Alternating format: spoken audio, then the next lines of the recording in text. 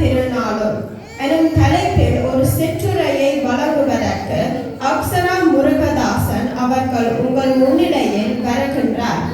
இதை நெறியாக்கி உள்ளார் மயூரி ஆசிரியர் அவர்கள்.